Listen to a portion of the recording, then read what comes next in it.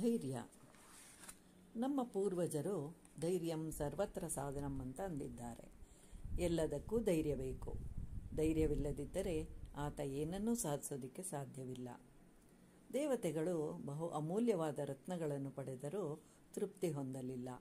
ಮಹಾಭಯಂಕರವಾದ ವಿಷದಿಂದಲೂ ಹೆದರಲಿಲ್ಲ. ಅವರು ಅಮೃತದ ಹೊರತು ವಿಶ್ರಾಂತಿಯನ್ನು ಪಡೆಯಲಿಲ್ಲ.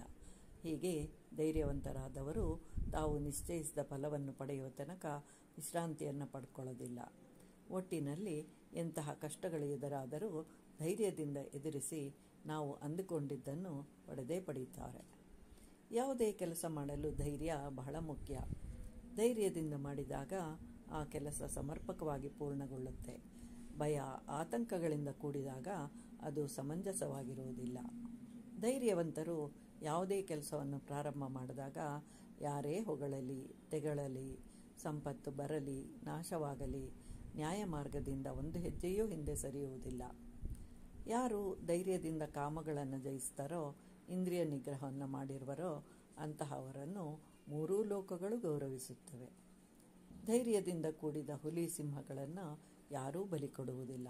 ಸಾಧು ಪ್ರಾಣಿಗಳಾದ ಕುರಿ ಮುಂತಾದವುಗಳನ್ನು ಬಲಿ ಕೊಡ್ತಾರೆ. ಆದ್ದರಿಂದ ಧೈರ್ಯವಿದ್ದಲ್ಲಿ ಅವನು ಖಂಡಿತವಾಗಿಯೂ ಜಯಶಾಲಿಯಾಗ್ತಾನೆ. ಹೇಡಿಯಾದವನು ಕೇವಲ ಹಿಂಜರಿತಾನೆ. ಧೈರ್ಯವಂತರ ಮನಸ್ಸಿನಲ್ಲಿನ ಧೈರ್ಯ ಎಂದಿಗೂ ನಾಶವಾಗುವುದಿಲ್ಲ. ಬೆಂಕಿಯನ್ನು ಕೆಳಮುಖವಾಗಿ ಹಿಡಿದರೂ ಅದರ ಜ್ವಾಲೆಗಳು ಎಂದಿಗೂ ಕೆಳಮುಖವಾಗಿ ಹೋಗುವುದಿಲ್ಲ. ಅದರಂತೆಯೇ ಧೈರ್ಯವಂತನೂ ಸಹ ಊರ್ಧ್ವಗಾಮಿಯಾಗಿರುತ್ತಾನೆ.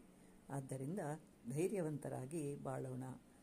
ಏಕೆಂತಂದರೆ ಮನುಷ್ಯ ಕೆಳಗೆ ಬಿದ್ದರೆ, ಧೈರ್ಯವಂತನಾದ ಮನುಷ್ಯ ಕೆಳಗೆ ಬಿದ್ದರೆ ಚೆಂಡು ಕೆಳಗೆ ಬಿದ್ದಂತೆ ಮರುಕ್ಷಣದಲ್ಲಿ ಪುಟಿದು ಮೇಲಕ್ಕೆ ಏಳುತ್ತಾನೆ.